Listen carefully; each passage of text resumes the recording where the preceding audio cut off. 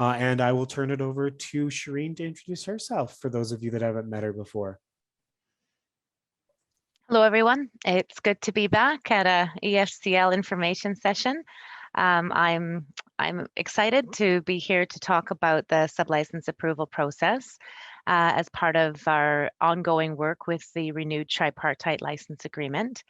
As Colin said, EFCL and the city have been working as partners for a number of years now, and more intensively over the past 2 years, and then indeed over the past 6 months working on this specific piece of work. So you guys get to be the first people outside of our ourselves and our own organizations to see this. So we really want to encourage some lively dialogue tonight and opportunity to ask questions, as well as being very open about the process. And our intention is to try to make this better over time and to really listen and understand where leagues are coming from with this work.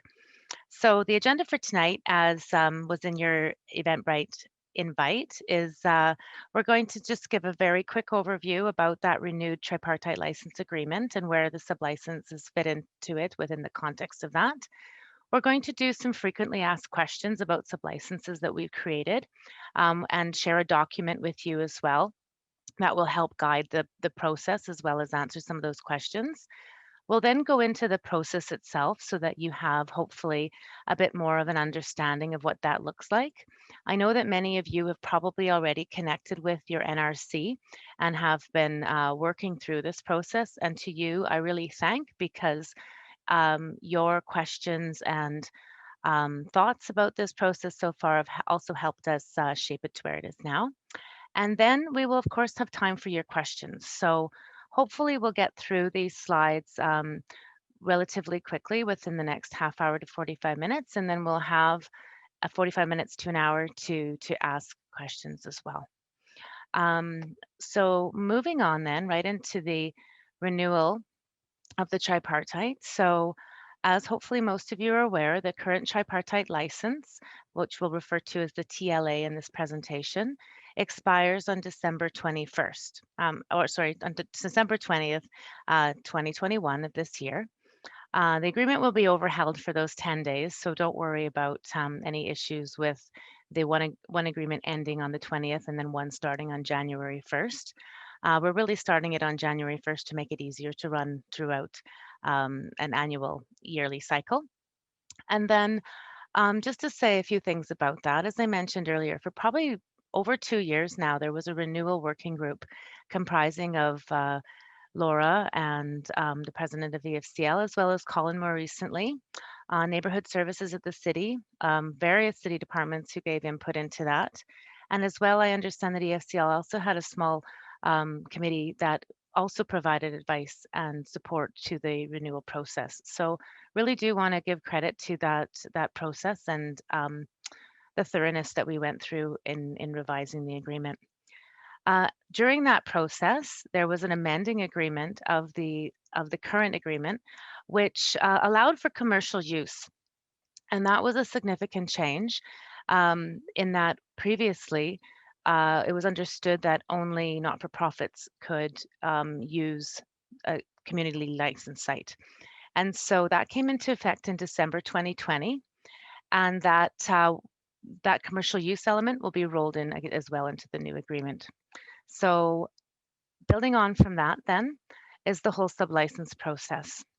So the renewed agreement was approved at the EFCL special general meeting in August 2021. And according to the tripartite, both the current tripartite and the renewed one, I should add, the sublicense must be approved by the city in advance. And so that's why we're here tonight, really, to talk about this process. And just to note that there are over 140 leagues with licensed sites across the city. So we have, potentially a lot of work to do with leagues on this piece. So really encouraged by you all for coming out tonight. And so again, thank you. So then just a little brief introduction. As Colin said, my name's Shireen Mears. I'm from Neighborhood Services at the City of Edmonton. I started out working on this project as the neighborhood initiatives lead, and I'm now working as the management supervisor for the South area within our section. And our role as neighborhood services is really to support and partner with EFCL and support the work of community leagues, as well as other neighboring initiatives and projects that support vibrant and great places to live within our amazing city. Within our team, of course, you'll be aware of the neighborhood resource coordinator role and NRCs, as they're known. They are a touch point for every neighborhood and community league within the city. And they also provide that communication and support back and forth and support with navigating city processes. So they will continue to be a support within this process. And we look forward to connecting you with your NRC through this work. And then also, as Colin can speak to a little bit more here, the way that EFCL have supported this process so far is by providing board process support and also the creation of the templates that we'll be using for probably the majority of the types of sublicense agreements that are created through this. Colin, did you want to add anything to that? Yeah, just as part of our process, specifically in working with neighborhood services and the city on the sublicense work, a lot of the work that our team at the EFCL did was based around trying to help. Create clarity for what the responsibilities of the community league board are in all of in any time that they engage in a sublicense agreement, including the creation of that template. So it's all built around a core sort of tip sheet document that some of you may have seen that walks you through sort of the process that we would see a board going through as a community league looks at sublicensing its space. And then included in that are templates for the actual written sublicense agreement. Right now, there are 6 templates, but we are working on more as we see different types of sublicenses emerge. And those help us customize them for things like the kind of insurance that you might need for particular kinds of sublicenses and any sort of regulatory requirements that might be there in a specific case. A good example of that is when a league's offering childcare services. The city just has to make sure that the sublicensee, so the person that's going to be using the space, has all of their regulatory pieces in place. Mhm. Thanks, Shireen. That's great. And that's a really good segue then for Paul, who I'm introducing now. And Paul and I have been working together probably since Christmas when the amending agreement really came into force at the beginning of December. And our role has been to work together to marry up the process for really the sublicenses and neighborhood services connection then with development services. So the next slide, I'll hand over to Paul to introduce himself and that work. Absolutely. So I'm Paul Adams with Development Services. We deal with the 3 groups, not the only ones, but 3 groups that you might be needing to talk to: development permits, building permits, and business licensing. You know, all 3 of those, they might be new to you. I can recognize that. But just know that we're all working on this, you know, together through this process and, you know, really day to day. And if you have any questions, please ask them after this presentation or through the email and phone numbers that you're going to be provided if you haven't already. So we're there to work with you and help out. You know, just to lay out sort of who we are, what we do. Development permits, they deal with the Edmonton zoning bylaw and provincial acts like the Municipal Government Act of Alberta. You don't need to know that, but really what they do is limit impact on neighborhoods and communities. And the development officer would be reviewing any development permit application to you know, ensuring that it's appropriate, considerations towards reducing that impact, and just overall good for the area. Building permits deal with the Alberta and the Canada building safety code. And I mean, that safety word is what they do. They make sure that buildings are safe and they're going to be operating well. And then business licenses ensure that all the groups that are going to be operating in a space have permissions to do so. And they also facilitate inspections, like if you need a fire marshal to go and inspect a new sort of occupancy to make sure that it's operating safely. Yeah, so that's who we are, and I'll turn it back to Shireen. Thanks, Paul. Okay, I've just dropped a document into the chat there, and this will also be shared with you after the meeting. This is our process document, and you will see that it's 3 pages, quite a lot of information at the beginning about sort of the background, the context of where we're at, followed by some questions and answers, which we're going to use in our presentation today, and then the actual process for approval itself. So this is a great guide that you can refer to. Again, you're the first people external to the city that have received this. And we've got a plan for communicating that out over the next couple weeks within our Keep Neighboring publication, as well as a direct email to leagues. But please feel free to have a look at that and share that with anyone else that you feel you might need to. Our intention as well is to build on that to create a better flow diagram. You'll see that that's absent right now, but we do have some intentions to make that a bit more user-friendly over the next couple months. So watch this space for that. So we're going to jump right into what is a sublicense.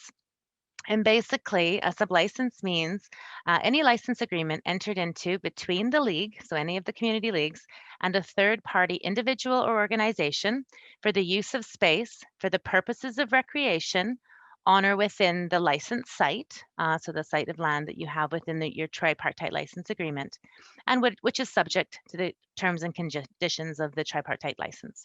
So this is enshrined within the tripartite and the definitions. And then there's another section, section 13.1 of the renewed tripartite, that also talks about when the league is permitted to grant a sublicense. And again, it reiterates that the purpose of the proposed sublicense is for recreation, and we'll come on to that definition next. The purpose of the proposed sublicense is not contrary. Hi, Shireen. Sorry, it just, oh, okay, there we go. It looks like your slides weren't advancing. There we go. Yes, sorry about that. I just noticed that.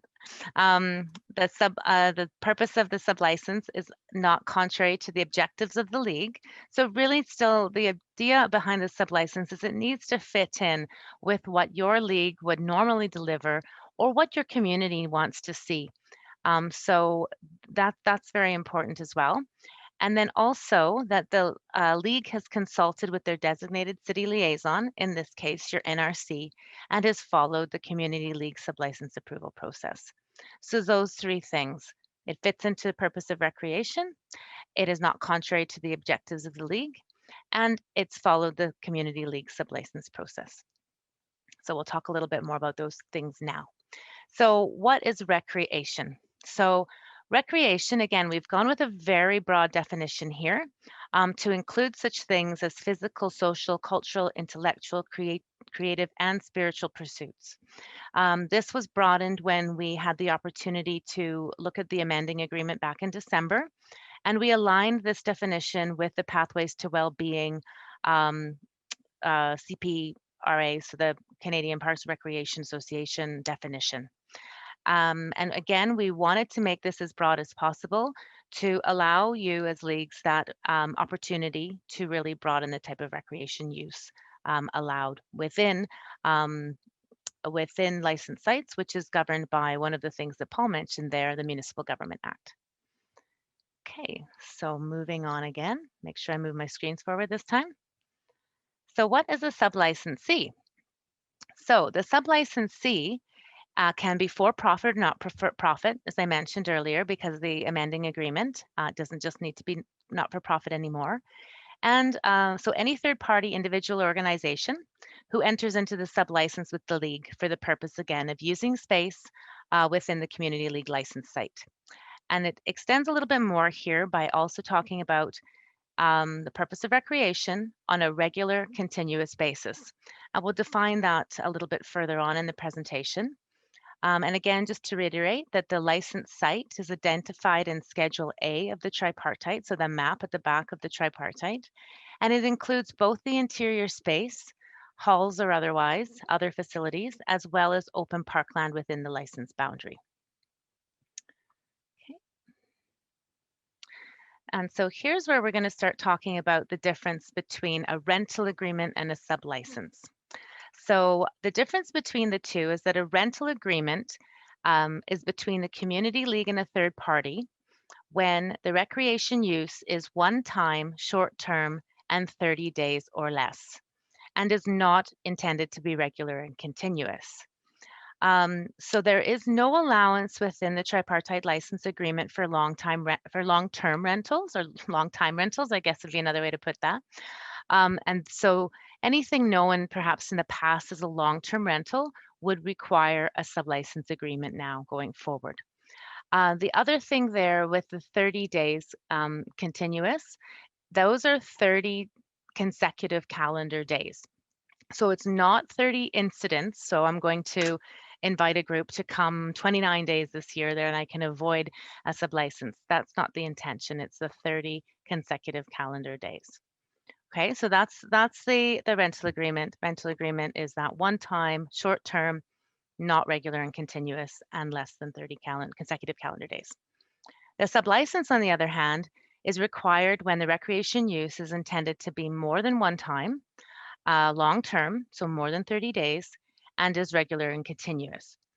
So one of the things that we're asked about, well, what if my group only meets, or what if a group only meets once a month, every month at the league facility?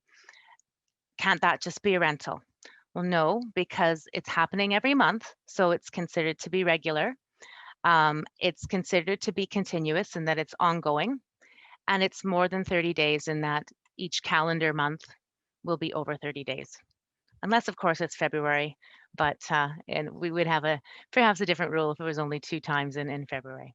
And I'll February just 1st jump and in February. quickly Sure. there, Shireen. I think part of the process in the past that's been a little daunting about sublicenses is they were thought of these very, very complicated things. The way that we've designed our tip sheet and that the city's done their work is as much as possible to make this the same kind of process that we would hope that the league would go through in a rental agreement process anyways. So making sure that the organization that you're dealing with has the risk protection there that they need, making sure that they have a mandate to operate either a business license or if they as a nonprofit are exempt for some reason from business licensing, have an active status there and that sort of thing. And the other piece of flexibility there is because it's in a legal agreement, it has to be a fixed term that we use. However, Shireen or someone from the city isn't going to come down to the hall if it's 35 days and evict the group from using the space. It's just once you move from that intent for a short-term rental to a sublicense, we want to support you getting them into a sublicense. Absolutely, Colin. That's a really good add-on. One should not be seen as simpler or less process driven than the other. You want to be just as sure that your rental agreement protects you as a league as you do your sublicense. One is not better than the other. They're just for different types of use. In this case, the use is based on the term.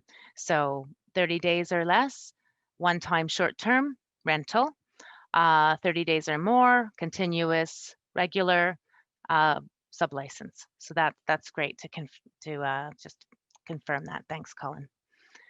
Okay, next piece here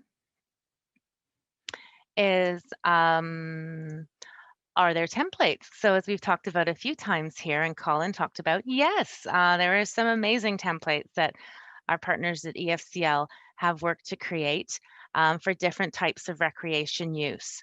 So these templates include best practice and clauses recommended by EFCL and advisors that they've reached out to.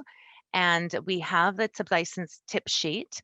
Colin, did you want to link that into the chat right now as well? Yeah, I'll pull that up and send a link in the chat in just a minute or so here. Fantastic. Okay, so basically, templates come under 2 types of headings. So one is proceed without approval, and those are templates that, if used, may proceed without approval if they are with a not-for-profit organization and no changes or edits are made other than filling in the template. So those are the best for use when maybe things are a little bit more simple, or you have a template that is something that you want to go forward with that you've maybe been doing in the past. So those three types are sport or activity use, sport or activity instruction template, and then uniformed groups, so guiding and scouts. So you'll see when, oh, Colin's popped that document into the chat there. You'll see that for those three types, those are proceed without approval. And so again, for requires approval, those are ones that obviously require approval straight ahead, and we have three different templates for those. There's a general template. So that's something that you can use for recreation use where a template has not yet been created, or is something that's a little bit different that you need to develop your own use for. Now that template is also handy if you need to make any edits. And so if you want to use that template as a base to start a discussion with the potential sublicensee, that's one way that you can start that conversation, because it will provide a framework for all of the requirements within both the tripartite license and then those other best practice issues like insurance that Colin mentioned earlier. Childcare template is another one that would require approval, and then also spiritual recreation. We're also very much motivated to continue to create more templates. These are just the ones that we've created right now. And again, Colin has done, and with his team, have done a phenomenal job in getting these ones ready so far. Just a note there, if a league uses its own template, the sublicense will require approval from the city. So if you have, for example, a really great, maybe what you've called long-term rental agreement that you've used historically, it's no problem for you to continue to use that, but you'll just have to send it through our process for approval. And when in doubt, again, if you've used a template and you've made maybe a few more edits or added something to it, please again submit the sublicense to the city. A couple points to consider there is that all for-profit or commercial sublicensees must be on the city's approved vendor list and may require a vending permit. And this may also apply to some not-for-profit sublicensees. So Paul, again, will talk a little bit later about what support is available to work through some of those issues. The league must provide the city with a copy of all sublicenses once signed, whether or not they've been approved by the city. So part of our reasoning behind that is we know that over time, board members change, things change. We will then have a really great file record of the wide variety of sublicenses that we have in the city within community league facilities. It will also help us to be able to share with, say, an NRC who's working in one area and a community league in another area that is looking to set up a sublicense. We'll have some of that learning that we can share. And importantly, it will also give us a really great way to demonstrate both within the city and outside to other partners just what a fantastic job that leagues are doing to make their spaces vibrant, well used, places that people want to come to for programming. And just to add to that quickly, if you do find that you're looking to get into a sublicense for something that there isn't a template for, I would also encourage you to reach out to us at the EFCL so that we can look at getting a template for that. Us not having a template doesn't by any means mean it's something that we don't think leagues should be getting into. We've just started creating our templates based on what we've seen requests for and what we know is happening out there. Certainly, and if a template is falls into a lower a situation with less variables like the sport use or the uniformed groups, we likely can get it up there with an ability to have it in the proceed without approval list of templates as well. One of the things that we talked about just off the top of my head, Colin, is that sort of arts and crafting type Mhm. sublicense as well. So we have a few other ones in the pipeline. These are just the ones that are available right now. Okay, and then just a couple other points.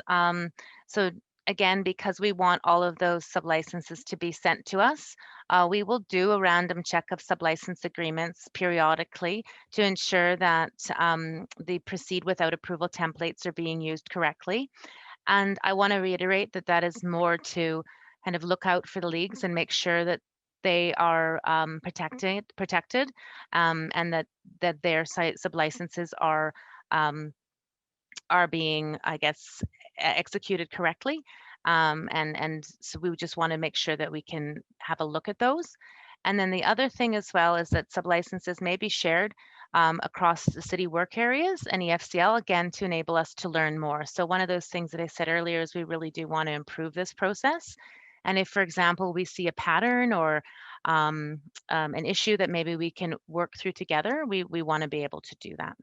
So, as I said earlier, the ESCL and the city are very much committed to working together to create more templates and also to make this process easier as we go forward. Okay, so moving along. So how does a league choose which sublicense template they should use?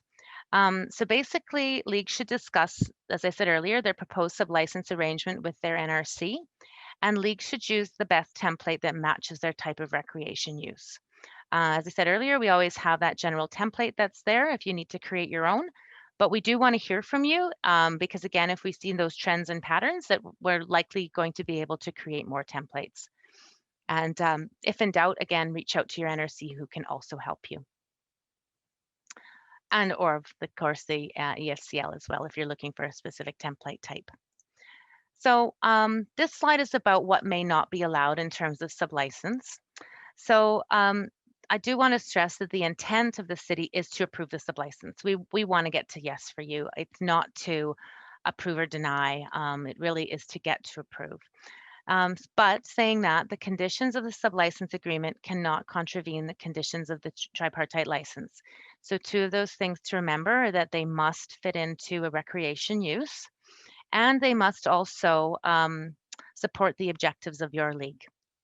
And the use of the site is not, the use of the site may, if it isn't allowed under the zoning of the league's license site, then that might also be a reason why it wouldn't be approved. So some reasons that we might not. So for example, a dental office wishes to locate itself within a community league hall. We'd have a really difficult time in fitting a dental office under the definition of recreation. And we'd also, I think, struggle to demonstrate that a league objectives was to provide a dental place. So, and then from a zoning perspective, a dental office would probably not fit into the use categories of the zone. So that's one a little bit facetious, far-fetched example, but one example that you can see where that wouldn't fit. Another note is that it's really the league board's responsibility to ensure that the sublicense agreement is sufficient for the league's purposes. So that means that you may want to get some legal advice on that. You may want to reach out to your insurer and have a discussion, for example. When the city reviews it for approval, that evaluation does not constitute legal advice from the city on behalf of the league. It's really reviewing it again for to look at it from a city perspective to make sure that it fits with the tripartite license and there aren't any issues such as licensing, et cetera, requirements that could be required. And I think really, you know, leagues need to see themselves in the driving seat here to determine what your league should be doing within a recreation use type. As I mentioned, it's a good idea to, with any legal agreement, to consult legal counsel when you're drafting and reviewing the sublicense agreement. If the city, for example, has any issues with the sublicensee, we will contact the league as our first point of call because the tripartite license is licensed to you, the league.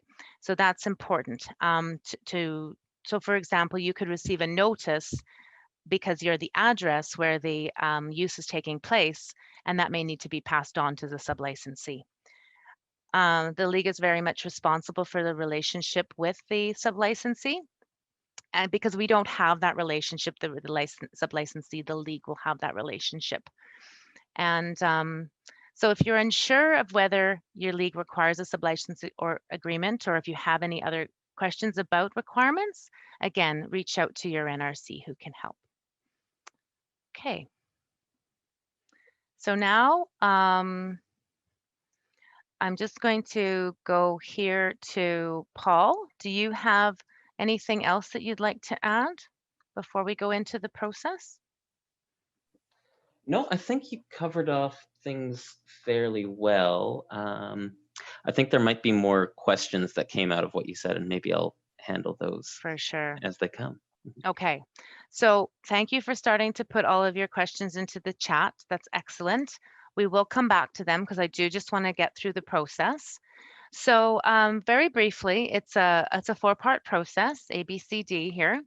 It may not be that you don't have to go A, B, C, D. You may go A to B to D, for example, but we'll explain that. And that's the other reason I said that really want to develop a good flow chart for this over the next weeks to months so that it's available for you. But basically, we're going to start with the starting place, which is determining if a sublicense must be approved by the city. Then we're going to talk about the process of preparing and submitting a sublicense package to the city. And then we're going to talk about, once that approval has been received, how we meet conditions of that approval. And then how, once conditions are met, what happens, which is basically for you to execute the document. But we'll go into that in a little bit more detail now. Okay, so part A, determining if a sublicense must be approved by the city in advance.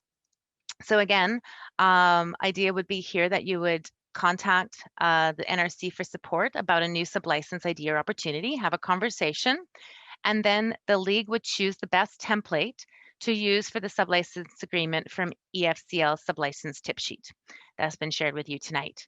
So the role of the NRC is really to support the league to ensure the proposed sublicense aligns with the definition of recreation, and also helps you to consider that they fall into the objects of your league. So that's part A. That's pretty easy. So then, depending on whether it's a template that needs to be approved in advance, or one that you can proceed with having approval, that will be how you'll determine going forward. So we're going to assume in this instance that you need to seek approval from the city. Oh, sorry, I got to go to my next slide, which is the next part. So this, as I said, the sublicense must be approved by the city if the third party is a for-profit entity or a commercial entity. The template is used by the league. Is on the requires approval list. The template that is used is on the proceed without approval list, but is altered or edited more than just completing the template. Or as the league, you choose to use your own template.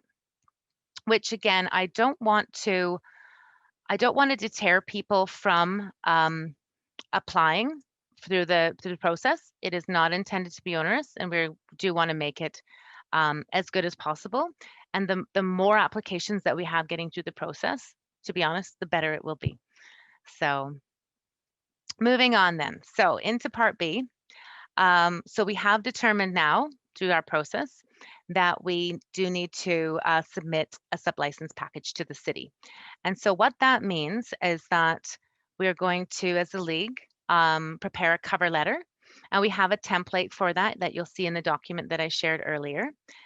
So basically that cover letter will include the location of the within the license site, contact information about the proposed sublicensee, the proposed recreation use, whether they're a for-profit or not-for-profit entity, a business license if that's applicable, as well as the template and the sublicense agreement draft.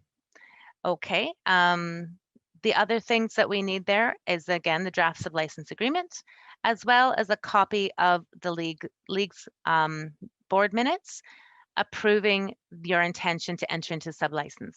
So what we don't want is for perhaps one member of your board or of your employment even to say, oh, we really want to enter into this agreement. We want to make sure that that's a board decision, because that will also help us to know that it fits well with your league's objectives. It's also recommended that the league board approve submitting the package to the city, so you can wrap that up into one motion. And then that way we know that you also wanted the city to approve, to go through this process.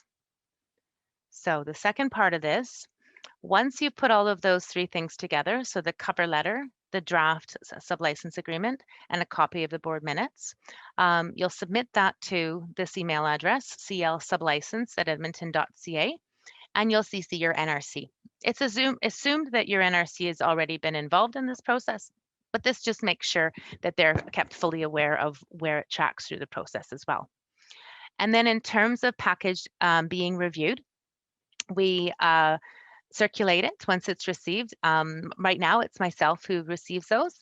And then we circulate it to business licenses, to building permits, development permits, contract management, as well as city vending. So I'm going to, I think, pass over to Paul here to talk about anything with those groups in particular. Yeah, absolutely. Thanks. So for that, the the building permit, business licensing, and development permits. We talked about it earlier. You have email addresses, you have phone numbers, and you can also call 311 if you have any questions about those. Can we move to the next slide, Shireen? Absolutely. Excellent. There we go. Yep. So with the conditions, I mean, often, if there are, it could be one of those three that I just talked about. So you have your approval in principle letter confirming that you can proceed once all conditions are met. The Community League shares a copy of this letter with the sub-licensee, so there and you are going to be responsible for meeting those conditions. And the sub-licensee must comply with the conditions and identified in the approval letter, and share that information to you when that information is available, so that you can give that to the city to show that everything's linked up. So when we're talking about that, so an instance of a condition might be that you want to get a childcare service into your community league. And that might require a development permit, which would need to be applied for with floor plan, site plan, that kind of thing. It could be your responsibility or the sub-licensees. You just need to have the right applicant making that application. And then assuming that that development permit is approved, it would go on to building permits. And they might not need a building permit because your community league's already approved as an assembly, what they would call an assembly. But you would need confirmation that your fire alarm is up to code and inspected. So you could be asked for that kind of thing. Or for instance, there might be a for-profit fitness class that wants to operate in a community league, and they may need the development permit to operate and also a business license if they don't already have one. And Shireen talked earlier about how you would submit a business license if you have one with your application. And that might be because somebody like the Edmonton Sports and Social Club likely has a business license already. And so that's already covered off. Wouldn't necessarily be a condition in that case. You just cut it off right there. Once they make the application, the development officer, building permit, a building safety codes officer is what they're called, and business licensing person would work their way through it and help you out to get to the end. And then you're singing in all hope. I think that's good, Shireen. Okay. So one of the things that I jumped the gun a bit when I handed over to you was, so after that circulation process, the circulation process takes about 2 weeks internally for us to contact those 5 different areas and get all their feedback. And once we get it, then we do produce this approval in principle letter that goes back out to the league. So from the time of sending in the sublicense, package to the city to the time you can expect to get that approval in principle letter is about 3 weeks. It's actually been closer to 2 weeks, but we're going to give ourselves that 3-week window in case we have to have any dialogue back and forth with you as a league, or maybe there's been a little bit of information that we didn't get or an attachment didn't come through, that sort of thing. So what we're intending with this is that from the time that your board meets to approve putting forward the sublicense package and is approving to enter into this sublicense agreement, that by the time you have your next board meeting, you'll have everything in place to begin that. So, of course, in the instance of really complex circumstances or perhaps sublicenses that we haven't kind of thought about yet, it might take us a little bit longer. But that 3 weeks hopefully gives you a bit of a ballpark in terms of your planning.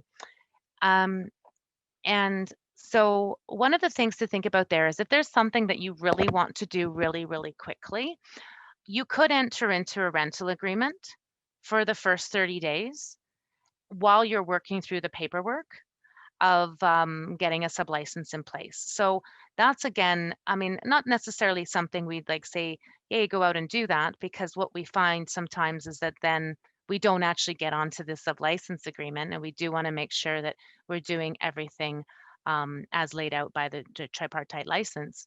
But that is something that, you know, we've heard from leagues as well. It's like, oh, well, but sometimes we have these opportunities and we want to grasp them. Then that is one way that we can, you know, help you to get going relatively quickly. Okay,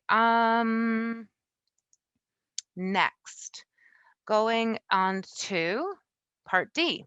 So all of the conditions are either removed that Paul has just given some examples of, or when you had your approval in principle letter, there weren't any conditions. And that could happen too, especially in fairly straightforward circumstances or where everything is already in place. So for example, then it's really, again, going back to what I was talking about earlier, the responsibility of the league to ensure that all conditions are met, including those that are the responsibility of the sublicensee. So if the sublicensee, for example, needed to get a business license, that's something the league can't do because they can't be the applicant for the other entity, then they have to do that. And you would want that sublicensee then to provide some proof to the league that that has been completed. And so once they've met, the league and the third party can sign this tripartite license. You'd sign and date it. That's entering the new agreement. And then once that's completed, we would get you to email a final copy of the sublicense to that same email address, CCing your NRC, and then we can get that filed appropriately. And then just Shireen, correct Yeah. me if I'm wrong, but if a league used a does not require approval, they'd go straight from step A to step D in this process, correct? Yeah, exactly. Step A to step D, and then we would still want you to send in a copy of that to us. And again, hopefully your NRC knows about that, so it'll just be a bit of a reminder to send that to us. So just so you're aware as well, a final copy of the sublicense agreement will be sent to our taxation team, our assessment, financial and corporate services team, to determine if there's any property tax implications for the third party sublicensee. And that, again, sort of the COPTER, Community Organization Regulation and Tax Exemption, is referred to in the MGA. And I do want to stress here that the property tax implications, because the league is exempt, would be the responsibility of the sublicensee. Provided that a community league is in good standing and would continue to be tax exempt. So we can't guarantee that a league remains tax exempt because, of course, we don't know the type of activities that you're doing. But provided you continue to operate as you probably always have done as a community league, that tax exemption status should be fine. But because as well, now that we're dealing potentially with more commercial use on licensed site, there could be tax implications for that sublicensee. So the other way to look at that too is that your tax exemption cannot be passed on to the sublicensee. That's another thing to consider there. So if somebody, for example, approaches the league and says, oh, well, we'd like to be here because we don't want to have to pay taxes. Well, unfortunately, that's not something that can be passed on. And then, as I mentioned earlier, we will randomly review sublicenses as they come in to make sure they meet conditions and of the tripartite license and city requirements. And so then just a really quick recap of the process before we go into questions. And that is to say that basically as a league, you would contact your NRC. The NRC would support you and your league to complete the sublicense package. The league would submit the sublicense package, which would include the cover letter, the template, the draft sublicense agreement and your board motion. And then we would receive that in neighborhood services and circulate that. That response may take up to 3 weeks. The approval in principle letter then would be sent to the league with any conditions that must be met, if any do indeed need to be met. The league would share a copy of the letter with the sublicensee who would then action any of those conditions and then prove them back to the league. Or if there's no conditions, again, you can proceed with signing the sublicense and dating the agreement. Once you've done that, you would share a copy of that final sublicense back to the city for filing. And this, again, will really help us to have a better understanding and clearer picture of the variety of recreation uses and programming that are occurring in neighborhoods and be better able to tell the story of League's relationships with partners to deliver programs and services for the residents in the wider community. And unless Colin or Paul would like to speak about anything else, we will go right into questions. I'm good with questions unless Colin says otherwise. I don't have anything extra to share, so I think we can pop into questions. Now, I think that in the chat I answered the first 3 questions, but if Anita or Lauren, you need any extra clarification on that, if you wanted to raise your hand, I could start with unmuting one of you. Otherwise, we can probably jump right to Lauren's next question in the chat, which is, not Lauren's question, Linda's question, which is she's wanting some clarification on sublicenses. Does this apply to community league run groups that use the hall free of charge? Linda, if it is a program of the community league that you have control over, that does not move into the short-term rental or the sublicense process at all. That's one of your programs that you're running. So as long as your board has some degree of control over the program, it doesn't mean you have to be, the board doesn't have to be at every instance of it, but the board is directing the program, then that can be run as a program of the league, which means it doesn't have to enter into the rental or the sublicense process. And then Lauren, I see you've raised your hand, and I will allow you to unmute yourself there. Cool, thank you. So I did have another question in the chat about the length of the sublicenses. That was a,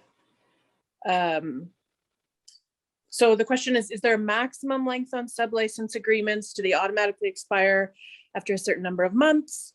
Or can they be as long as we, the league, see fit? 1 year, 5 years? So Yeah. if you want, I'll answer that question first. Yes, absolutely. The bit there you said, or can they be as long as we see fit? Yes is the answer. They must be within the time period of the tripartite agreement.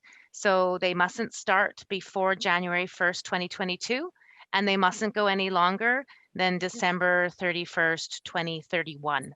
So again, we appreciate that in some spaces, you probably have an agreement. Anita referred to relationships with uniform groups, Brownies, Scouts, those sorts of things. I mean, I grew up going to Brownies in Avonmore. So, you know, if you want to have a 10-year agreement, because you know you're likely to have that for that whole time, then you can enter into a 10-year agreement. And that way you still within the sublicense agreement have those break clauses an opportunity to review, amend, cancel, change, start again. You know, it's like any contractual agreement. Both parties have ways to end those agreements. So, but if that is an easier way for you to move forward with some of the, especially those long-term arrangements that you have or long-standing relationships that you have, then, you know, by all means, set those up to be longer term. And within the sublicense templates that we've developed, specifically, there is a clause that the league has the right to an annual review of the agreement, but there are also breakage clauses within that. So if they're doing something that isn't in the agreement, that's a breakage clause. And then there's just a general breakage clause, which I want to say is 90 days, but I'd have to go back and look. It might be 60 days that either party can cancel with that kind of notice. Did you have a follow-on question, Lauren, or is it okay if we ask Anita to make her next comment or question? No, I'm good to go. Thank you so much. Thanks, Lauren. Anita? Okay, I'm just thinking of another group that it's a group of performers. I actually don't know if they have if they're for profit or not. I'm gonna have to check, but they rent our hall like to practice every Friday. They've done it for years. So I'm just thinking they probably need to come. We probably need to have a sub license with them. So, and again, building on what Colin was saying, not every group of individuals to come together may be a recognized group or entity in their own right. And so it may be in some instances where you have those longer standing relationships that your board consider whether or not that might actually be a program of the league. And so therefore, you know, you would have to consider the risks associated with that. It would need to be considered under your insurance.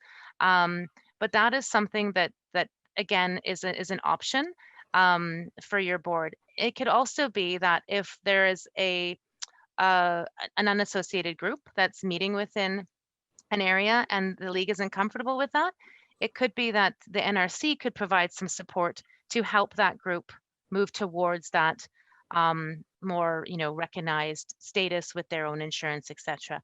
But we appreciate that for some groups that might be a stretch, especially given, you know, maybe they're really just a group of individuals who use a space for meeting once a month, for example. So it will depend on the circumstance. But again, we've kind of thought about that as well, and that's where we would lean on the board to have some discussion about that.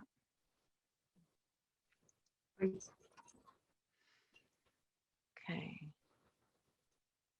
Okay, and then we have a So- question from Jackie. So they have groups that already signed yearly rental agreements for September 1st to August 31st of 2022. How do they reconcile that January 1st start date for that type of sublicense, Shireen? Okay, I just want to make sure we don't lose sight of Linda's question before as well. But yes, so Jackie, unfortunately, in this instance, the way that we're aware that a lot of community leagues do run their programming sort of September to August annually. But in the case of the tripartite license, because it ends in December, any current agreements, whether that's a rental or whether that is a sublicense, need to end with the current agreement and be started again. So for the yearly rental agreements, what you would need to do for those is have the one from September 1st until December 20th. And then you'd need to have that new one start from January until September or August 31st, sorry. Hopefully that's this year. Once we get into the new tripartite, you can then have your annual agreements again, but you'll just have to pay particular attention when you get into 2031 and we have that mid-year end again. So the calendar year really just correlates more with the city's planning and you know, EFCL's annual planning. That's why it's done that way. But the September this year, and that end year will be where you'll have those issues. The other thing I would ask, and you could speak to your board about, is whether yearly rentals make sense, or whether you do, if it's with a regular user that is more than is likely to be more than 1 year agreement, you could look at doing a 3-year, 5-year, even that 10-year agreement, as I mentioned earlier, depending on your board's comfort, because as Colin said, there's that opportunity to review annually, as well as to break that if it makes it easier for you and less administrative to do one longer term agreement. Did you have any other questions, Jackie, about that specifically? Thank you. Okay, I just wanted to go back up then to, so Linda, again, with the sublicensing, it doesn't matter whether or not there's a charge involved.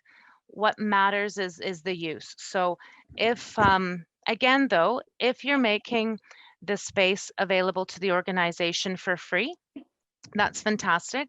But again, you might want to consider whether or not that's actually more like a program of the league, or if it is, and it's a sublicense. And again, your NRC can help you to consider that.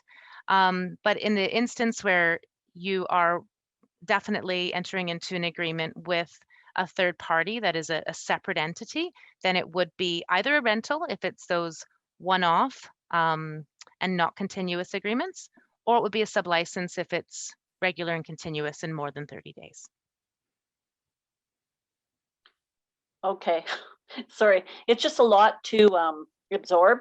You know, I'm the hall manager, and we've had some changes on our board. So our next, I'll send off some emails to board members, because I think it's important to get on top of this now rather than waiting until December to do so. We would really appreciate that. And we're happy to start working through this process with you now to get ready for January. You know, if you want any help with using the templates, if you want to start looking at different opportunities, please reach out to your NRC, start speaking with them. If you need any, you know, additional support, as I said, we'll have the article coming out in the next edition of Keep Neighboring, which I think comes out on the 4th next week. And then after that date, we're going to send an email to all leagues as well. So hopefully we have everybody's correct information, but EFCL will also be helping us to socialize and get this information out. Okay, thank you so much. And Linda, what league are you from? Sorry. Oh, I'm with Allendale. Great, thanks. Yeah, you're welcome. Looks like Jeannie has her hand raised next. I'll let her go ahead. Okay, thanks. I have 2 questions. The first is regarding what constitutes an ongoing rental or usage or rental, or whether the sublicense is required. It says if it's over more than 1 time. So if someone rents 2 times, because if they have a 2-part meeting, does that mean that that requires a sublicense? No, I think in that instance, common sense would dictate that they didn't intend to. But for example, if somebody comes to you and they use it this month and then they use it again in 6 months, and then actually they're like, you know what, we like this space and we want to start using it regularly, that's when your board has to make that decision that, you know what, let's enter into sublicense, allow this person or entity to come in every month or every quarter, whatever that might look like. But that's when. So yeah, if it's, you know, you will know. But what we don't want is people saying, well, I'm going to come in now and then I'm going to come in again once next month. I'm going to come in again once next month. It's when that you start to see that pattern or that regular usage, that's when a sublicense is more appropriate than a rental agreement. Okay, good, thanks. That's and number then, 1. Yeah, so my other question is the one group that I've been working with right now, and I've worked a little bit with Colin and with Aaron, our NRC, is a keto martial arts group that are regular renters. They rent twice a week and have for many, many years. So I assume that that's someone that's a template that requires approval. But from what you've said at today's meeting, it sounds like maybe it doesn't require approval. Yeah, so when we initially introduced the sublicense process to our NRCs to start to drip feeds, like Erin has done a fantastic job, and I want to just single you out as well, Jeannie. The questions that I've had come through Erin back and forth have really helped us shape this process, so thank you. Yes. But going back to the Aikido, yes, you're correct. It would not have to come through the sublicense process because it's a sport organization that is not for profit and you can use the template. However, again, if you need to amend or alter that template in any way outside of just completing filling in the blanks, then we'd want to bring it through the process. And what has really helped us over the last few months with this is even if it is on the does not require approval or proceed list, it's really helpful actually if they are sent to us because it helps us to make this process better. So that's where I think your discussions have kind of dovetailed into the decision with the requires approval or proceed Yeah. without. Well, and it's been helpful to me too to be working with you guys also. I'm going to sneak in one more question. Another Sure. group we have is the Edmonton Weavers Guild that rents space on an ongoing basis, like they're regular tenants in our building. And I would guess that there's others of those around the city. Is there a specific template for that group? That one at the moment would be you would use the general template. Okay. Because we haven't created one for arts yet. And because that one is actually, like you say, accessing like a space within your facility, it would be good for us to put that one through the process just to make sure that there hasn't been anything that hasn't been considered. I mean, in this case, we're not talking about storage of any hazardous, equipment or anything like that, although looms are pretty confusing. But I think, yeah, that would be one that would be, again, helpful. As I mentioned earlier, we haven't created an arts and crafts one yet. And that might also help us to move that forward. Okay, great. But the Thanks. general template should be useful to you in doing that. Yeah. And the other thing I want to add there is that I know because you've had sort of a long-term rental agreement or whatever you called it in the past, if you have something that you found was suitable to the needs of your league, you don't have to use a template. You can send in that rental agreement as it was with the new dates in it. And but what you might want to do is have a look at the general template and just make sure that the insurance requirements are at the same level as they are within your own agreement. So the tripartite license states that sub-licensees require 2 million public liability. But what the templates have done is gone a step above and really outlined the best practice, and I believe what has been recommended by Foster Park. And so something, again, that your league will want to consider what the requirements would be. And that's, again, really there to protect you as the league and as the board members. Yeah. Okay, good. Thank you. Okay. So we have a question from Lauren next. So their league has a contract with a local AA group who meet weekly. Can you advise what category they might fall into?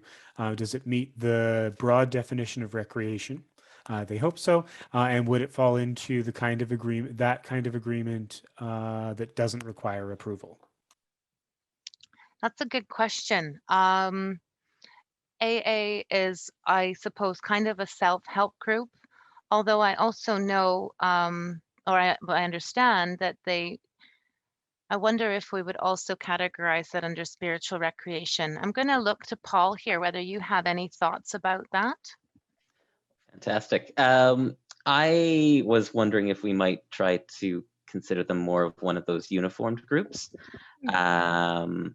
But I think that's something to think about because we've thought about a lot of different groups, but AA and some of those other ones we haven't. And I think it makes, well, I don't want to say too much, but it makes sense that they would be using a community league, or Absolutely. I think they use community leagues, religious assemblies, things like that. So And I If you would don't mind, say I'd like to that take it back. Yeah. Mhm. that it really fits into the second half of the recreation definition, which talks about individual and community well-being. Yes. So I don't know which one of the top side of them that I might fit them in. Probably, I would say actually physical pursuits, Mhm. just because of the physical addiction nature of things, and the health aspect of it might be the best fit. And the social side of it as well. So there's, Mhm. I think we have no problem fitting it into the recreation definition. But I think right now, given we don't really have a template that kind of mashes over a few of these types, I think the general one would be good to use. And then that way we can pull it through the process and hopefully then create kind of a baseline for others, because there are definitely other leagues that have that type of group or something similar within it. Does that help, Lauren?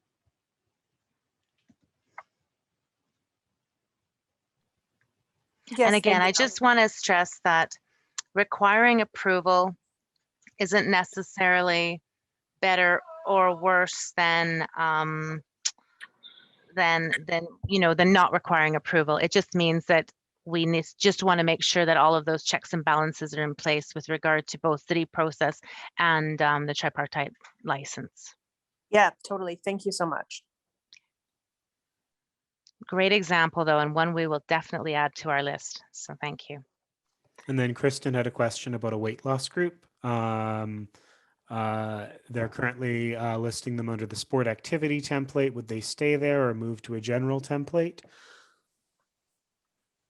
I think it might depend on what the group is doing.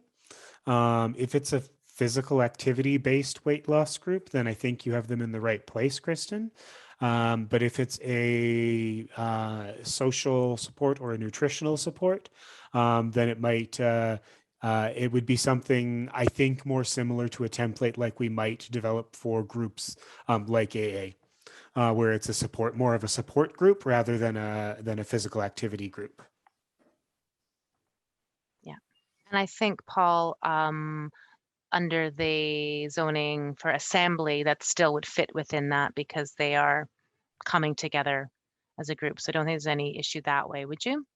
I think it could. I think there might be a question of that profit, nonprofit. I mean, this is probably not a Weight Watchers or something like this, but you just want to, sort of be cognizant of what that is.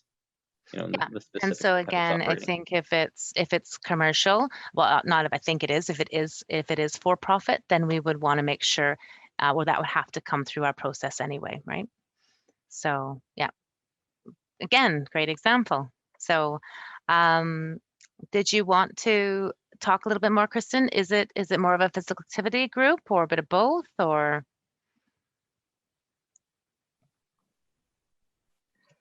And if you're not there, that's okay too. No, Oh, there. I'm here. I feel like it's more of a support group. It's TOPS Canada, which I'm pretty sure is nonprofit. But they get together more just to weigh in and support each other. So I'm feeling it's more general then. Okay. Excellent.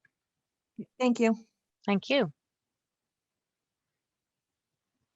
And then we have a question from Jackie. If we use a general template for a group and then you come up with a more specific one later that fits it better, like the arts and crafts one, do we have to shift to that one? No, you wouldn't have to shift to that one if your general template went through the process, Jackie. That would have gone through approval. We might use the case that you submit as an opportunity for us to create a template, especially if it came back from circulation and said, well, nothing in this type of use is really a flag for us at all. So I already have made on the list for myself, for example, a support groups template as something to add to our list based on the conversations tonight. Any other questions about that, Jackie? And I'm just trying to find you in the list so I can ask you on a mute. There you go. No, that answers my question. Thanks. Okay. Super. Okay, and then next it looks like Lynn has a question. Their league has a Toastmasters Fun Speakers group. Would that be a general template? And Shireen, I'll let you speak to that. I think it is right now, but Yeah, again, I think right now that would be the general template.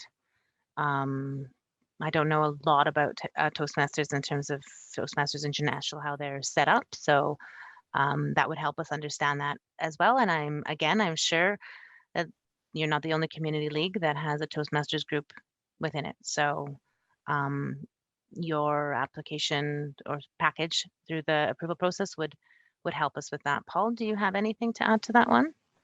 I just want to say thank you for the specifics. I think through this process, you and I have been struggling with guessing at things, and we haven't had a lot of very specific answers. So this meeting right now, I'm loving because it's given us a lot more specifics to think about, which should, like in the case of AA, should have been obvious, but I think you get sort of blinders and you're thinking, okay, this, and this is what I expect a community league has, but that's not true. So just thank you very much, and I'll be taking these back and we'll be shopping them.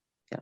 I think also by broadening out, even though we broadened out the definition of recreation quite some time ago and been using that for a long time, even internally, recreation still kind of feels like physical activity and, you know, arts and crafts and all of those pieces, heritage. Whereas, yeah, you're helping us to really do that. So thanks. And then I'm just looking at the. yeah, so we have a question from Linda with a follow-up from Anita. So as the hall manager, Linda has ongoing relationships and rapport with all the groups that rent the hall. Would she then have to would she then have the conversation with the groups to have the sublicense completed? I would say that that's up to your league specifically, but I would guess that that's probably where it would make sense for those conversations to happen, just because it would add to the challenge if the board had to go out and develop a relationship with someone they may have never spoken directly to before, even if they know a lot about how the program runs. Yeah. But this is where I think it's important that the board consider that. And obviously, if that's been your role, then I imagine that would continue. And that way, you know, if you have a very clear line of I guess, delegation from the board, that's the other thing about this, where they, so Anita's question is kind of linked to that. Does every sublicense have to come to the board, even the ones that don't go to the city? It's good practice. So even if within your, that everything comes to the board in terms of programs, either that the league themselves deliver or that you have any contractual, in this case, sublicense or rental agreement, you could even have your rental director or your program director or whoever would be reporting on this, or if you have a hall manager report, just a list of all of the agreements that have been entered into that month or that quarter, however you determine to do that, and then that gets approved by the board. It's just, again, making sure that all of your decisions are above board and that you're all aware of, because ultimately the agreements that are signed are still, you know, the responsibility of you as board members forming that board. And so it is a good idea that you're aware of all of the agreements that are in place, whether that's a contractual obligation with someone who comes in and fixes the furnace or cleans something, or is an agreement with an outside body to deliver programming.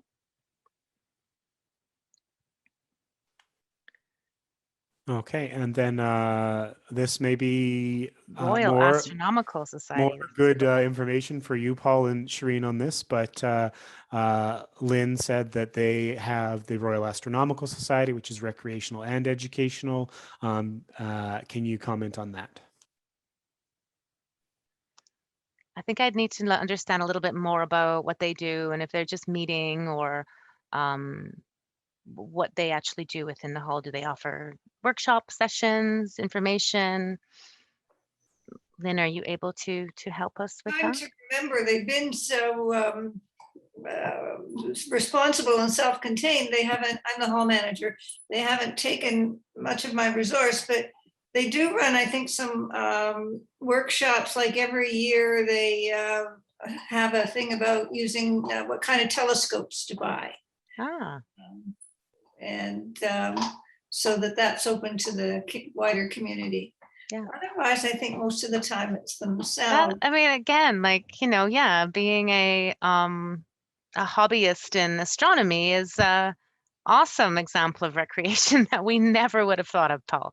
So I appreciate that. So yeah, if it's again that sort of support for astronomical enthusiasts or whatever those folks would be called, then that would be, yeah, I think we can see where that would fit. And we would, yeah, that would still right now be, of course, on the general template though, because it is a little bit different. Just thought I'd tell you since you wanted. Yeah, I example. love examples. That's really helpful. Yeah, one other group we have is rug hookers. So a group of women that are, so far it's all women anyway, who hook rugs at the community league. We give them a very low rent. So I was thinking about whether that would be a program of the league or an entity unto itself. And again, that would be up to your board to think about and consider.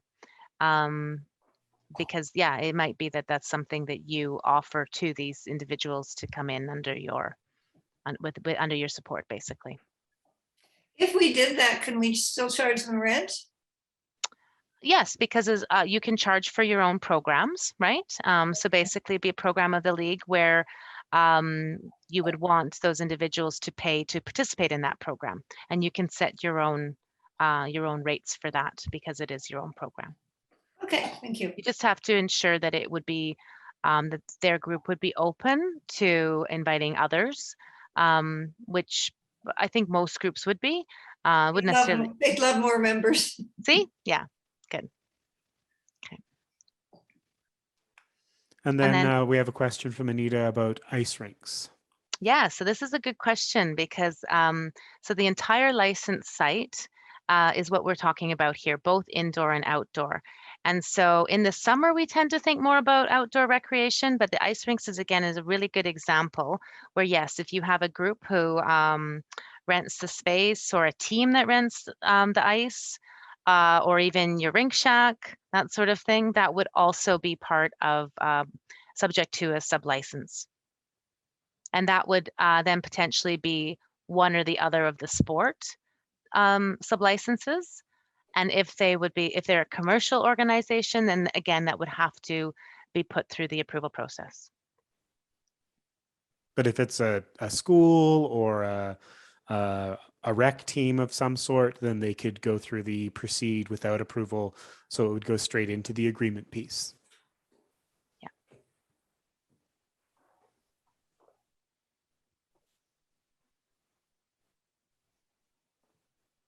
Oh, I see that, Lauren, you have your hand up, so I'll unmute you. Sorry, I didn't have that list in front of me. So if I left you there for a while, I apologize. No problem. I am going to try and ask this in the most diplomatic and polite way possible. You've said kind of the turnaround on these requests can be up to 3 weeks, hopefully within 2.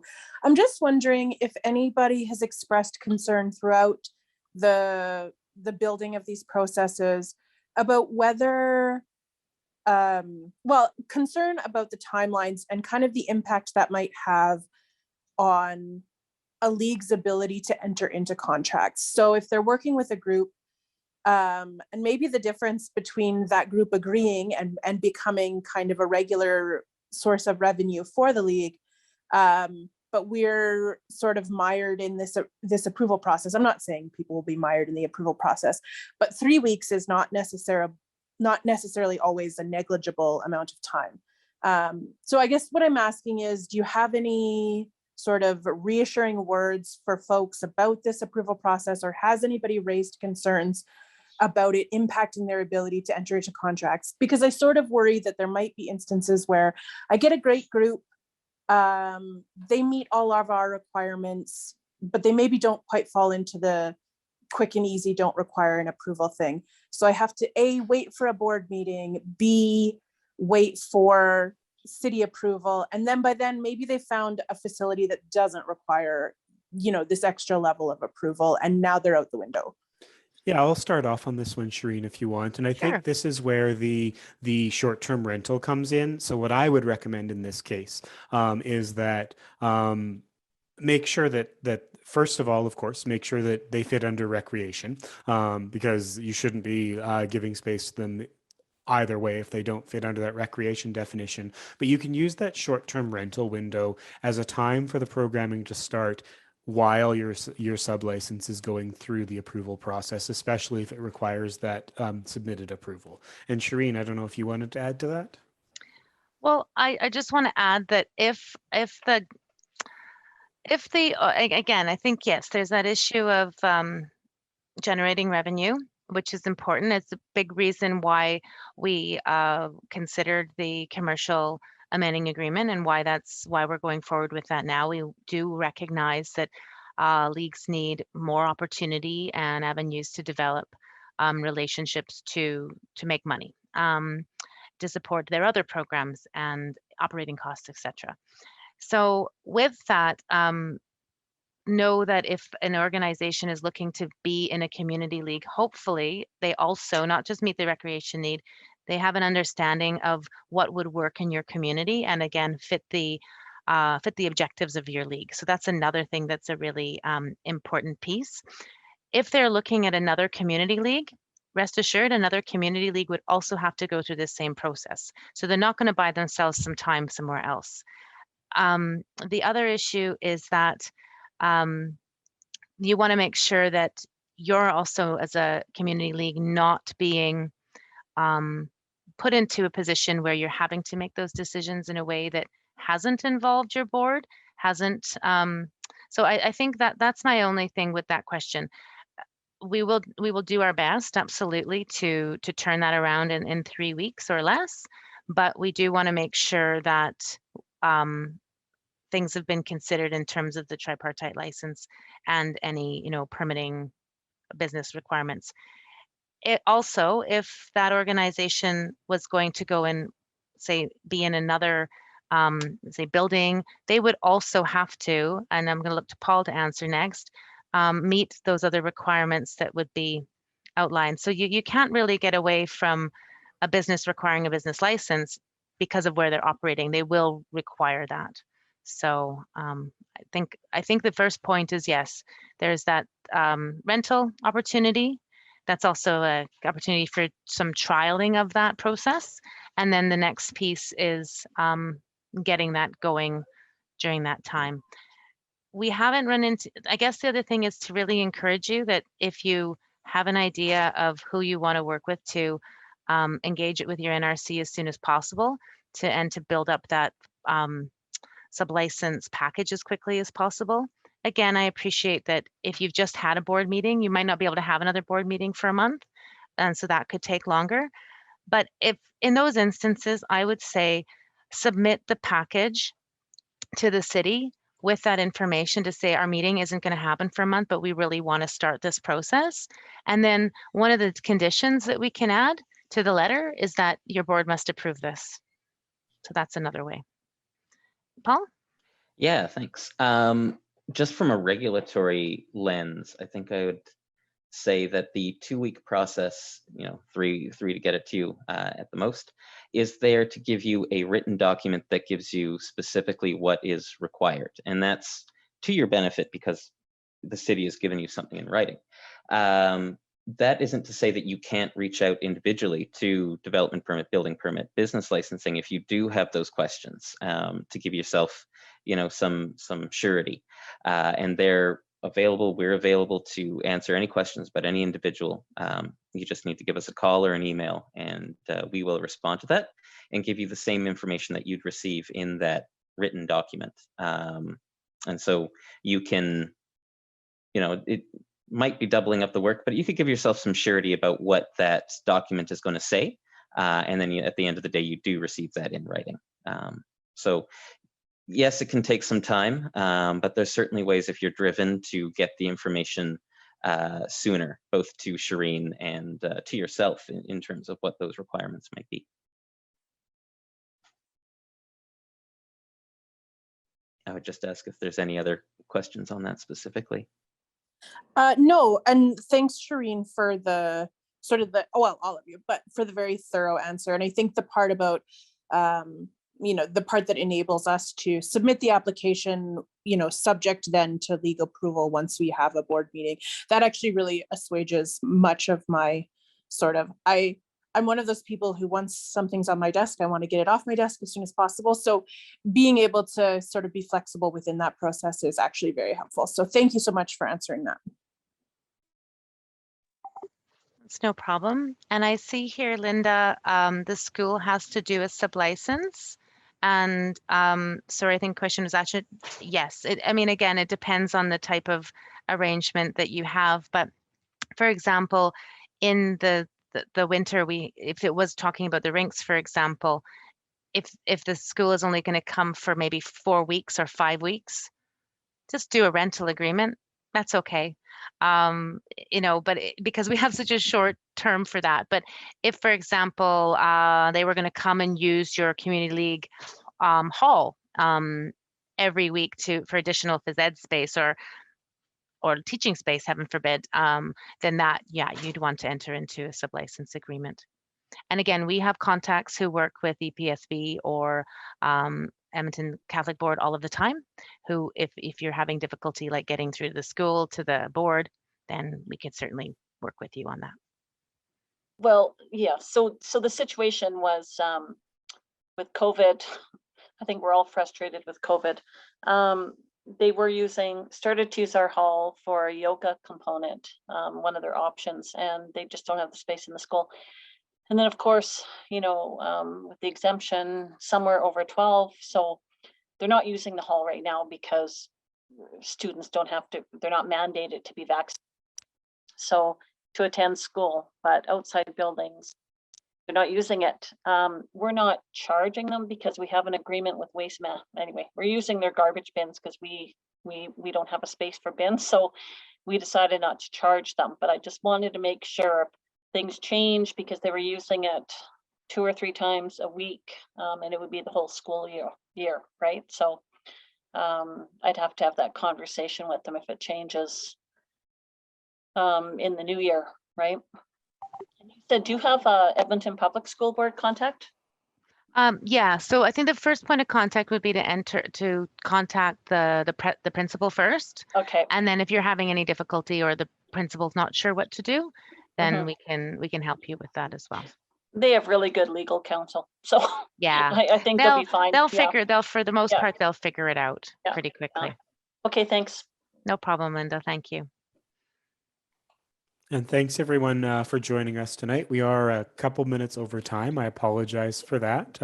Shireen and Paul and I will stick around for a few more minutes if anyone has any follow-up questions that they want to ask, but we will send out a recording of this soon. I don't know the specific date that we'll send that out yet. I'll have to look to our communications people to get that all ready to send out, but we'll be sending this out for people's review as well.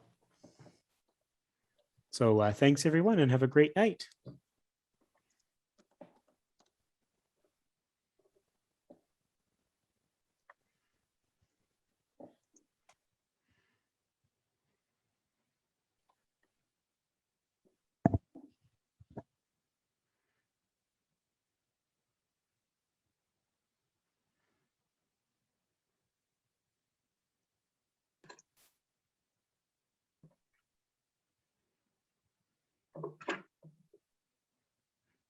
Jeannie, did you have another question for us? Yeah, if I can sneak in one last one, just a detailed one. With all the back and forth, say we're preparing an agreement and we need to get the board approval. We need to make sure that the group, the yoga group or whatever it is okay with it, and make sure the city is okay with it. I'm just trying to figure out when we actually get the agreement signed. So do we have like a draft agreement that goes to our board and then goes to you guys? And wait till we get your letter of approval, then we do the actual agreement and sign it? So first of all, backing up a step, you mentioned a yoga group. So if the yoga group is a not-for-profit, then you can actually proceed without approval. And then once you go through, you use the template and you go through the process, You sign that off, and then you'd send us a copy at the end. But if they were a for-profit, then yes, you would want your board would have to approve it. You'd have to send the cover letter. You'd send the draft agreement in prior to signing to us. And then we would put it through the approval process, do the circulation, send it back to you with a letter of approval. So those And would be the Jeannie, just for differences. your peace of mind, I don't know what the right word is. At the beginning of that process, what the board is approving is proceeding with the sublicense with this group in principle. They're not approving the sublicense itself, because we don't want you to go and gather all the documents, bring them to your board, and then your board say, no, we're not doing this rental. And then you've wasted hours of your time. So it's sort of the very beginning to say, yes, we think this is a good idea. And also to kind of ask the questions that they might have of the group from the league side in terms of what they want to see. Right. Okay. Okay. Good. Makes sense. Thanks for everything. It was good. See you, Jeannie. Okay. Good night. Please keep asking questions, Jeannie. We appreciate it. Okay.